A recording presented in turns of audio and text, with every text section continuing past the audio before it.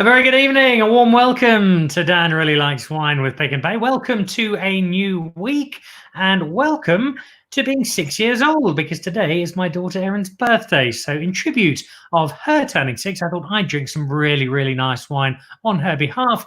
You never know, maybe find a few bottles I can keep until she's old enough to try some herself. It is a Red Wine Monday on Dan Really Likes Wine. We've got some absolute crackers to look forward to today. We start in Franschhoek and then we meander down the road, head through Stellenbosch, take a left, second right, and we find ourselves at Oldenburg. And those are our two homes for today. A little later on, Nic van Aarde, you might remember from his time very successfully at Warwick, will be joining us. He's now out at Oldenburg, only been there a couple of years, but is already having quite an impact and is making a lot of lovely wine in a corner of the winemaking world that is particularly good for Cabernet Franc. And we'll be trying some Cabernet Franc as well as the Rhodium blend from Oldenburg. But we start off with an estate that I love, and I love for many, many reasons. One, because it's just beautiful. It's about, maybe 3 kilometers at a stretch from where I used to live in Cape Town before I got dragged up to Johannesburg by my now wife after her father paid me a large amount of money to make the move. It's an estate that makes some terrific, terrific wine.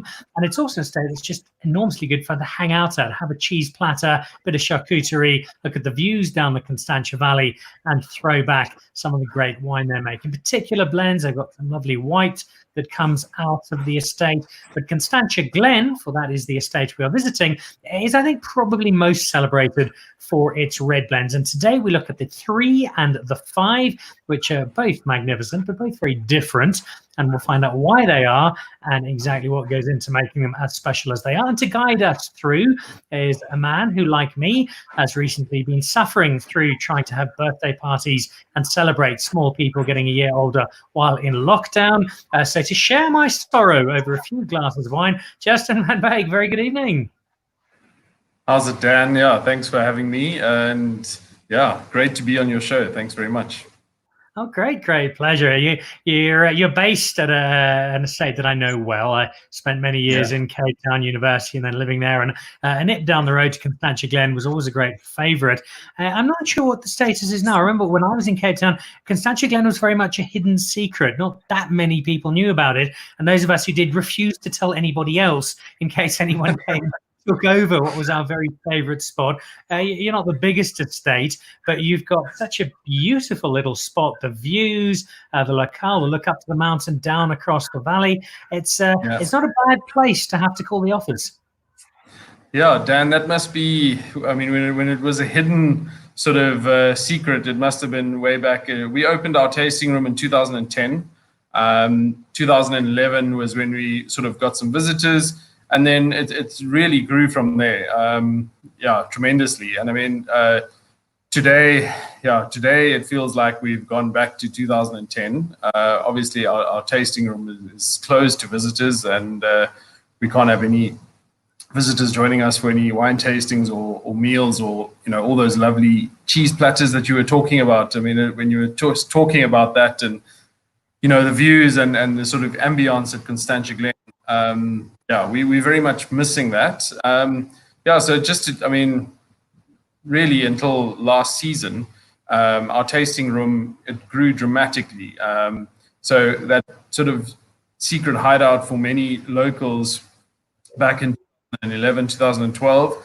And it is a beautiful location. I think, I get visitors from overseas, and they come here and they're just dumbfounded by the absolute majestic beauty of the mountains and the vineyards. And our tasting room is really, you are situated in the vineyard. On either side of the tasting room, you are within 10 meters of the vineyards. So it's a beautiful location. And we are obviously very sad not to have visitors. In a normal year, just to put it into perspective, I think last year, 2019, we had 110,000 visitors for the year, which means on Saturdays and Sundays we're pushing 600 or 700 people a day.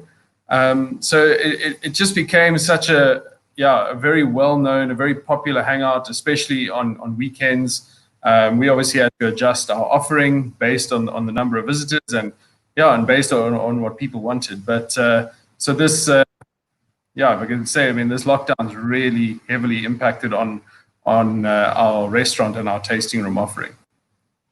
I have no doubt, and it is a terrible, terrible shame. You're of course not alone in that space, but that doesn't make it any easier. And we will get back there. I know. I'm not sure exactly when. But the inclination to get back will be a combination of those views, the terrific cheese platters and charcuterie, and also some wonderful wine. We're about to taste some of that wine with great excitement. But before we get into the tasting it, I'd like to ask you about your locale, about your terroir. Not so much in the what is your soil made of and how does it make your wine taste lovely, but more the fact that you're on a fairly ferocious slope from what I can see for a lot of it. I'd get vertigo if I was trying to pick grapes. How does that impact on you as a winemaker, both in terms of the challenges of having such different altitudes in a relatively small space, but also perhaps on the accessibility to different grapes to be able to add more to your different blends based on the fact that it is such an up and down space? Yeah, so it is. It's completely undulated and in most places very steep slopes. We've got 29 hectares under vine and all planted to the Bordeaux varieties. 8 hectares of Sauvignon Blanc, 1 hectare of Semillon, with a little bit more coming actually on some terraced south-facing slopes, and then 20 hectares of red grapes. The majority of the plantings are Merlot, Cabernet Sauvignon, Cabernet Franc, and then Petit Verdot and Malbec. So we have all 5 planted on the estate. Obviously the slopes force us to do everything by hand harvesting. We do also have some vineyards where we don't have access by tractor, so any sprays or sort of working of the soil is done by hand. Fortunately, that's only about 5 hectares of the 29. So in general, we still have tractor access to the majority of the vineyards, but yeah, everything done by hand. Harvesting is always a lot of fun. I think the harvesting is okay, but when you've got to get the grapes, up a steep slope to the cellar, our cellar is pretty much on the one corner of the estate.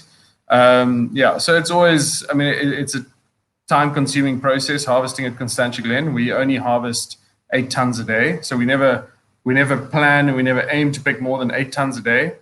But obviously there are a few days that are exceptions, such as the 3 days before lockdown this year. But we make it work, and I think the beauty of having all these different slopes and aspects is that we do get a big variation. So even within one varietal wine, such as our Sauvignon Blanc, for example, we have vineyards facing north, south, east, and west, and ranging from 130 to 275 meters above sea level. So a big challenge is obviously making sure that when we pick grapes, that it's all picked at the optimal ripeness. So we can't go through a vineyard. We've got one vineyard, for example, of Cabernet Franc just below our tasting room. And the variation in the vineyard is dramatic in that it extends down a slope. It's about a 1.2 hectare block. We have to pick this vineyard over about a 3-week period. So we generally do 3 pickings in one, call it 1 hectare block. So I think that's the challenge, but it's also a lot of the fun in making sure that you're picking grapes at their optimal ripeness rather than just doing it block by block. So yeah, and for that reason we've had to get in more fermentation vessels in the cellar, so smaller fermentation vessels to accommodate all these, call it finer parcels. The challenges of being a winemaker, particularly at Constantia Glen. We've got a few people saying hello. Greg Sherwood checking in from London. Doubtless over a long lunch that somebody else has paid for. Emile Joubert saying hello. Hello, Emile. Lovely to have you with us. The author of that fabulous book about Canoncop, as well as one of the better wine blogs on the planet. And Jasper Wickens saying hello, Justin. Jasper, I've got some of your wine, actually. Got sent up to me by Cully Lowe. So, Jasper, hopefully we'll have you on the show soon as well, just as soon as they get dial-up out in the Swartland, and then we can bring you in. All right, so we've got 2 wines to taste with you. These are 2 red blends. The first of these is the Constantia Glen 3. Now, there are two theories to this, and you're going to have to tell me which one is correct, if either of them are, Justin. In terms of the name, the first theory, of course, is that this is made up of 3 different varietals, which is probably the more sensible and likely one. But the one that I prefer is that you should have at least 3 glasses of this every night with dinner, which sounds like a far better idea. But which is the correct one? And give us what goes into this particular wine. Yeah, Dan, I like that. It's obviously it's the former explanation, but I usually like to tell people when they come, it becomes tiring to tell them the blend is a blend of 3 varieties. So I generally say that the optimal time to drink it is 3 years from harvest, and the optimal time to drink it is 5 years from harvest. So just to sort of mix it up a little, but. Our Constantia Glen 3 is the blend of 3 Bordeaux varieties. So we only produce the Bordeaux varieties at Constantia Glen. And this is our Merlot-based blend. So this is 58% Merlot. Any given year, it's generally between 50 and 60% Merlot, with Cabernet Franc and Cabernet Sauvignon, adding additional structure, texture, and I think some floral character to the wine. So our 3, exactly what I was saying there is definitely the more approachable, I would say, of the 2 wines, and it just offers fantastic plush, mouthfeel and texture, and good generous fruit. And I think I always say it's a dinner table wine. Put it on a dinner table, and 7 out of 8 are going to love the wine. So, and the 8th one will absolutely love it, which makes for a very good hit of appreciation. So it's very simple, nice trio of Bordeaux styles, and another great example of a South African estate improving upon Bordeaux, which we do across South Africa so well. As a winemaker, Bordeaux is obviously an area that everybody looks up to. It's got such heritage. Where do you, I suppose, draw the line between attempting to pay tribute or pay homage to the classic Bordeaux style, and then throwing in a bit of Constantia Glen, a bit of South Africa, a bit of Justin van Wyk?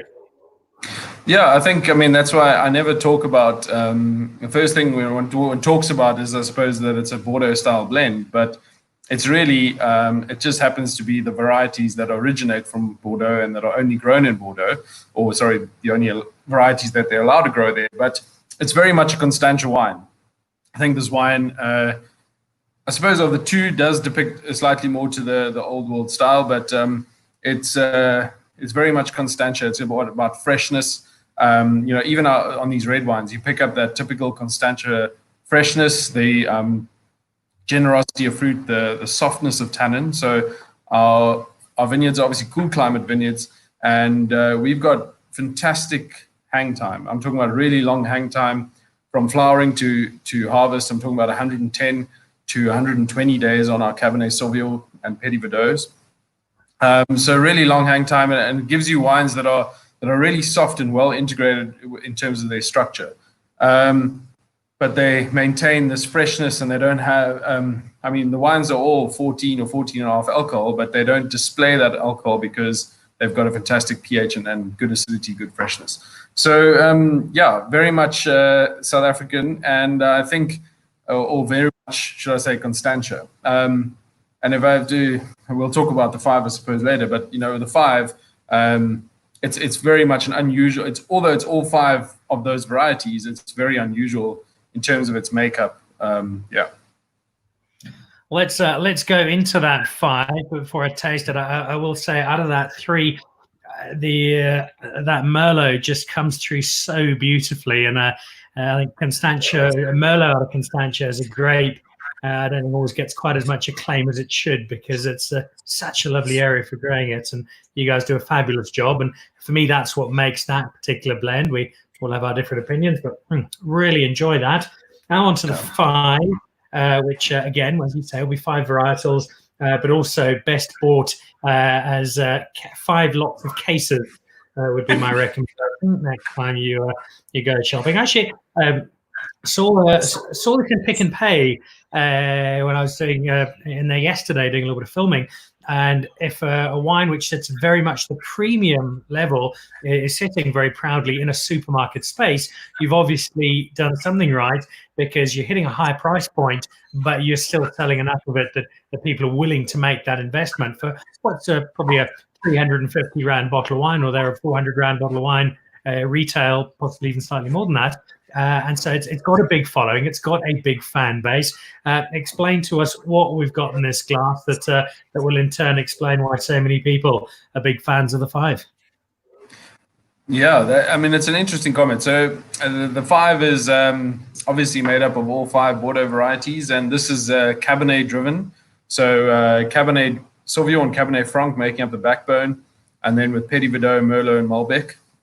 And yeah, I think this wine does have a big following, and it's interesting, like what you say about it having that presence in Pick and Pay, because we can see from our sales figures locally, even at 450 Rand for our Constantia Glen 5 compared to 280 Rand on the 3. This wine has a much better following in South Africa than we ever anticipated. It's at a much higher price, we actually sell a lot more locally, and we end up, I would say, exporting more of our 3. So, I think the Constantia Glen 5 is a very unique style of wine. We have a considerable portion of Petit Verdot in our Constantia Glen 5, a lot more than the Bordelais. So in the 2016, we're looking at 12%. In some vintages, the Petit Verdot can go up to 27%. We've had before. So our Petit Verdot vineyard is planted on very rocky soil on the farm. So on the north side, and also the north-facing slope, call it, but decomposed sandstone, and not really decomposed though. It's this very rocky sandstone soil, and Petit Verdot. In any event, Petit Verdot is not a very rigorous or vigorous grower, like Cabernet, not as upright as Cabernet Sauvignon. They always say you never plant Petit Verdot at the entrance of your farm because it just doesn't look pretty, but it produces fantastically small berries. I mean, where ours is planted, it's sort of slightly sheltered from the wind, which is good for Petit Verdot. And on this rocky soil that has only got a medium growth potential. So the vines generally, they tend to stress a little more than the other vines on the property. And you actually get severely small berries, a lot of concentration, and a lot of acidity. So that's what Petit Verdot is grown for: its color, its concentration, and acidity. And really, as a result of it being on the more sandstone soil rather than granitic, it's got a much lighter sort of perfume, could I say, rather than a much heavier style that you would probably make on a granitic soil. So yeah, it adds a fantastic sort of black cherry perfume to the wine, and then we've got Malbec, which is actually on granitic soil. So our farm is divided pretty much in half by the Glen, and half of the property we've got decomposed sandstone on clay, and on the other half decomposed granite on clay. It's actually fascinating to always drive from one part of the farm to the other to see it. But yeah, I think and coming with that, we've obviously all our parcels of Cabernet Sauvignon, Cabernet Franc, Merlot, everything going in here. It's from different soils, different clones. I think the Constantia Glen 5 is really a showcase of Constantia Glen, our entire estate, and the best possible wine that we can produce from our estate for that particular vintage. Extensive blending that goes into making this wine. I already mentioned about harvesting everything in very small lots, whether it be a vineyard or a very small section within a vineyard. And generally, we keep all these lots separate for 9 months, so for the fermentation, and then the first 9 months of maturing the wines in barrel. And only after a 9-month period do we then taste through all the lots and decide how do we blend them in terms of, are they more for the style of the 5 or more the style of the 3. From there, we start playing with blends, and it's a good 2-week exercise until we get our final blend. So it's a really rigorous process into blending this wine. the alchemy that is making a blend. Well, you've got an expert here in Justin doing exactly that. Two quick questions before I let you go. Sure. The first of those, we're nipping up the road to Banhoek now and Oldenburg. Your thoughts in general on the wine out in that part of the world, and then very quickly a promise from you, if you'll give it to us, to come back in the next month or so and talk through the Van Wyk family vineyards range. Yes, I'm actually gonna go sit in the waiting room and listen to hear what Nic has to say about Cabernet Franc, because Cabernet Franc is my favorite red variety to work with. So and I think they're doing fantastic work in Banhoek. And yes, Dan, thank you. I'd love to be on with my own range, Van Wyk family wines, which is all wines or grapes that I buy in from outside of Constantia. So my big creative outlet, should I say. Well, they've got some competition because you're doing a sterling job with the Constantia Glen range. So we'll look forward to seeing how they shape up and how similar or vastly different they are. But with that, we will leave you to head over to Mr. van Aarde. Thank you very much. I genuinely hope, as I do for all of our estates that have such a big food and hospitality component, that things do start opening up within reason and within safety margins sooner rather than later, because it is such an important part. But in the interim, keep making magnificent wine, keep having fun doing so, and we'll see you back in a few weeks' time to taste the Van Wyk range. Fantastic. Thanks very much. Have a good evening. From Constantia Glen, just down the road from where I used to live about 10 years ago, down in Cape Town, enchanting little corner of the Cape, making some glorious wine. As you saw there, that, well, you didn't see, but you saw me taste, and you saw Justin did, the 3 and the 5, very different, worth getting them both, comparing them. Look, they're not the most inexpensive of wines, but it's really, really good quality fare, and both of them available at Pick and Pay. Head down, grab a bottle, and see what you think. I think they are lovely. I also think that 5 in particular has definitely got some time on its hands to shape up into an even greater wine than it already is. So Justin van Wyk from Constantia Glen kicking us off. That's the first half of this evening's show. We now move up the road to Banhoek. Now, I've spent quite a bit of time in the Banhoek Valley over the last few years because my fellow director, Dan Really Likes Wine, is Michael Jordan. And Michael is at Bartony, the estate owned by his much, much younger wife, Rose. And we have many board meetings, which consist of absolutely no work and rather a lot of wine tasting, which really is how all board meetings should work. I've also, though, been out to the Banhoek area to spend some time in Oldenburg. In fact, last year, during the time of, I think it was Pick and Pay Wine Festival, actually, I had a free morning and shot down the road, and together with Thijs Lombard, the frenetic midlife crisis-ridden videographer in residence at Oldenburg, who did some filming for us. There's some terrific work, Thijs, in capturing anything. He loves his sport, loves events, and loves Oldenburg. In fact, Thijs and I have done some work in London together as well. And it was Thijs who managed to rope in Nic to do some tasting today. Nic van Aarde was at Warwick, hugely successful spell at Warwick, has now been in Oldenburg for a couple of years, so still finding his feet a little, but already having quite an impact. And he's going to be tasting a couple of wines with me, so let us do exactly that. A very good evening, Nic. Good evening, Dan. Yeah, thanks very much for the invite. And it's an icy cold evening in the Banhoek Valley.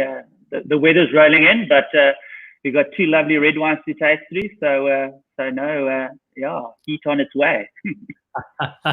I've been talking glowingly about the aesthetics of Constantia Glen. I can do exactly the same for you. We were lucky enough to spend some time together over a few glasses of wine down in the valley last year, and it's not a dissimilar challenge, I'd imagine, to that of Justin at Constantia Glen. And I can imagine myself just sticking my head out the window for a quick look, and an hour later I'd still be lapping up the view, because it's just a spectacular place.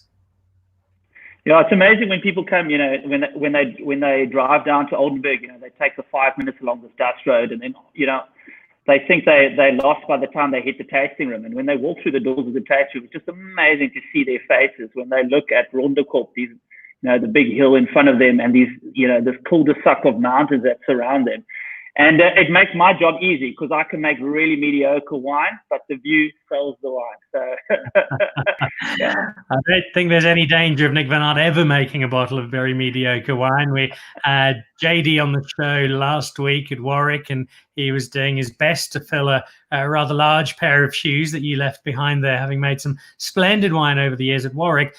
Very much in your infancy at Oldenburg. We talked about this last year. You've had a year or so then to further entrench yourself. I know you are starting to put your own stamp on Oldenburg. Your first red, I think, has just come out of Grenache, if memory serves. Do you find now that Oldenburg is starting to feel more like home, and that the wines are starting to have a bit more of a Nic van Aarde signature to them? No, definitely. I think it helped a lot, with me moving to the farm, living on the farm, riding my bike and running and walking my kids and my dogs in the vineyards. It just gives you a sense of place for this mystical valley. And yeah, I think, what's helped a lot with Oldenburg is before 2019, we were using custom crush facilities to make our wine. And, I think Adrian and Vanessa van der Spey, the owners, just decided, they wanted to take Oldenburg to the next level and build a cellar. So I was really, really privileged to walk in like the last third of a brand new state-of-the-art cellar being built. And I think, that attention to detail with us having our own cellar, you can see it in the background. Yeah, we've got lots of small little tanks, and we've got some great equipment. And we can really, really separate those lots and just put a lot of focus into the wines. And it's amazing. I was sitting with Adrian just chatting the other day, and I was just, so excited about the quality trajectory, coming through the wines, and just giving us a chance to really, really, really show, what this amazing site can do. You're in a part of the world that is, I think, quite quickly gaining a niche following that's, I don't think, going to be niche much longer, for particularly red wine lovers. I mentioned Bartney a little earlier. The cabs at Bartney in particular have been doing some wonderful work. Rainbow's End, not too far from you guys, one of the nicest cab francs in the country at the moment. And then you guys really driving that as well. And without playing down the whites, which I know you do, I know you've got the Chenin, you've got the Chard, you've got the blend, but the reds that you're making, there's just something about where you are, the terroir that you have there, the conditions, that lends itself to something really special. Yeah, it's we're really up here in the mountains. The top of Rhodium, where our vineyards are situated, goes up to 410 meters, and it's a really, really, really unique site. You look at this hill, and most of our vineyards are facing northeastern, but we've got some vineyards, facing south too, and it just really gives us a big diversity, from different soils, granite right at the top. This purple granite, which is crazy. Adrian's dad is a geologist, and he grew up in Jonkershoek Valley, and he was telling me about the granite. The first time I visited the farm, I took a walk up with Adrian, and this granite here that we have is this purple color, and it's extremely unique to this area. It's only found in two places, one in the Banhoek, where we are on Rhodium, and then also in Banhoek, where no other vineyards are planted. So no, it gives us, it just really gives us the advantage. And then we've got, we're surrounded by mountains. We're in the shadow most of the time. We've, very, very cool area, and just a magical piece of earth. One of the coldest and coolest spots, and also one of the wettest spots in Stellenbosch. So something very, very, very different. I'd like to focus that a little more onto one specific varietal. I mentioned the Rainbow's End Cabernet Franc. Last Thursday with JD, we tried some of this, which I think is your handiwork, the Cab Franc from Warwick. And you guys were amongst the first to really make an impact with Cab Franc as a single varietal, as opposed to sitting hidden away in the back end of a blend. And we've got a Cabernet Franc to try now from Oldenburg, which I'm going to have a sip of very excitedly in just a moment. But Cabernet Franc, both in terms of where you are, but also just as a grape at the moment in South Africa. I think we often find in South Africa, we have waves of one grape's really cool and something else comes through and it's the rock star of the day. Cabernet Franc seems to be in that space at the moment. No, I mean, Cabernet Franc is just become, it's just been taken over. I remember when I started at, early years at Warwick working, with Norman Radcliffe, and Cab Franc was always, you'd go out with this wine, it'd have a plaque of 5-star. And all the sommeliers would say to you, but we don't have a section for Cabernet Franc. It always used to go under the other area, or in the wine list. But now, there's over 50 Cabernet Francs out there, and people are really starting to take Cabernet Franc serious and see that it can be an amazing variety in South Africa. It's a variety which is way more elegant than Cabernet Sauvignon, and it's got this lovely spice that comes with it. So, if you're a Cab Sav drinker and you also like Syrah, then this is smack bang in the middle. And, my love affair started with it. Just straight out of varsity, I went over to Saint-Emilion in Bordeaux, not with much cash, stayed there in the vineyards, and worked at Chateau Angelus, and just fell in love with this variety. And since then, I've been intrigued with it. And, it's funny how life takes you, ending up at Warwick, one of the first producers of Cabernet Franc. And now, at Oldenburg, which I think, the Banhoek has the best, for me, the best terroir for Cabernet Franc. And it's just totally changed our perspective here. And I think we're one of the farms that are really, really focusing on Cab Franc. And you can see it in our blends too. And we've just planted another 2.5 hectare block of Cabernet Franc. And I'm so excited, what's lying ahead, and tasting, the 2019 and 2020s in barrel. It's just, wow. It's a difficult one. Cab Franc is a variety which needs a lot of work. You need to understand it. It can be extremely herbaceous. But if you get it right, and you get the growth in your vineyards, under control, it can be a really, really, really amazing variety. All right, well, let's sample this particular one. You've got a great advantage here, Nic, in that if it's amazing, you can take full credit. And if not, you can just say, well, that was the fast winemaker. I've got nothing to do with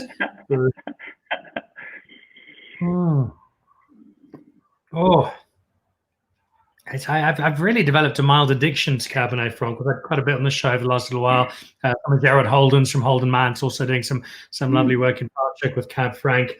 And it's that perfume. It's that little hint of green. It's a wine I often find hard to describe, but impossible to miss. So even if it's a blend, you generally know pretty quickly if there's a bit of Cab Franc hiding in there somewhere. It's got just so distinctive, and wonderfully so. Yeah, I mean, Cab Franc, a dead giveaway, and I was listening to Breuvert Rart do a Cabernet Franc tasting a few years ago, and he mentioned cinnamon in South African Cabernet Francs, and it's amazing how that line comes through. And it's a variety which you won't miss. I mean, it's got a lovely herbal element, and I think if you get that herbal element just right, if you get those lovely fresh herbs, marjoram, thyme, that rosemary with that lovely red fruit, depending where you are, where we are in the Banhoek being quite high and quite cool, we get almost a balance between the Loire style of Cabernet Franc, which is more red fruit, those raspberry characters, and then the Bordeaux style, where you get, the slightly riper, black currant, blackberry characters with this lovely perfume, lots of lavender, and, it just makes a really extremely complex wine. Is glorious. I see Steve Steinfeld, the Joburg foodie, has checked in, taking time away from his one-man war against Sauvignon Blanc to say hello. Nic, what a legend. We'd certainly agree with you there, Mr. Steinfeld. Right, and I also see my mother Helen is watching. In fact, my mother Helen, every time anybody to do with Warwick is on the show, I have to remember not to mention that my mother arrived at Warwick the day after my wedding, which was at Baxburg, in a wheelchair, having fallen off a table while dancing the night before and broken her ankle. So I promised my mum I won't mention that ever again on the show. So, Nic, I won't mention that. What I will mention, though, is that we've got a second wine to go through after I reluctantly put down the Cabernet Franc. So all of the wine today, I've used my Coravan. I'm not sure the Cabernet Franc will last the rest of tonight. But the other wine, maybe give it a run for its money. So let me give it a crack. So this is your Rhodium. There we go. That's the Rhodium blend. And you can see Rondekop up there in the background. So paying tribute to your local range. To give us the breakdown of this, which if I'm not mistaken is mostly a big burst of Merlot, Nic. Yeah, so there's a lot of more left bank Bordeaux blends in South Africa. Everyone's using cab and cab dominated blends, and but what I find, where we are in the Banhoek, being much cooler, being higher altitude, Merlot just really shines with the Cabernet Franc in this valley. And our climate is more like the right rank, so more like Saint-Emilion climate. And even though the critics like to slate Merlot, it really works here. And all our Merlot is planted on decomposed granite, and then we've got some Table Mountain sandstone blocks too. But it's amazing, it's a north-facing vineyard or northeast-facing vineyard, but in a cool area. So it's basically a warm slope in a cool area, and we managed to ripen it up here. So yeah, we've decided to go, and every year we try and give our Cabernet Sauvignon a chance to make it into the blend, and we do lots of blind tastings, and we get people to trick us and put cab in the blend, and every time we put cab in the blend, it gets rejected. So we've decided that this is the way to go: Cab Franc and Merlot. And this is a blend of 60% Merlot, 20% Cab Franc, and then 10% Malbec and 10% Petit Verdot. Since this wine, we've actually removed the Petit Verdot and the Malbec because we can get quite a bit of wind on the top of Rhodium, and our Petit Verdot was at the top there. And it was just we just found that it was always difficult to try and put these other varieties with the Cab in, and that the Cab Franc and the Merlot shines. And I was doing the blending of the 2018 a while back, and the blend's even gone Cabernet Franc dominant from 2018. So there's really a lot of perspective there, and it just gives us lovely coolness. It's a wine which is elegance. We're never going to make wines like the Siemensberg here, where we make these big, bold Napa, Dolly Parton wines. Our wines are really more subtle. They're more elegant. Think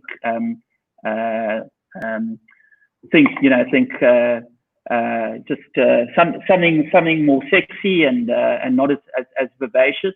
So that's the style we're going. We're looking for complexity in our wines. We're looking for elegance, and I think this Merlot and this Cabernet Franc just gives that to it. Second wine we've had today, where Merlot is playing a starring role. We had the 3 from Constantia Glen a little earlier. Yeah, this is more a Keira Knightley than a Dolly Parton. So there's a it's not in your face, but it's ever featured in a comparison ever before. It's something you're going to take for a second date. So. I'll have to check in with Emile Joubert. He's more of a Dolly Parton generation man. I think he's still watching at the moment. Melissa Sutherland watching says, hi, Nick and Dan. That's glorious.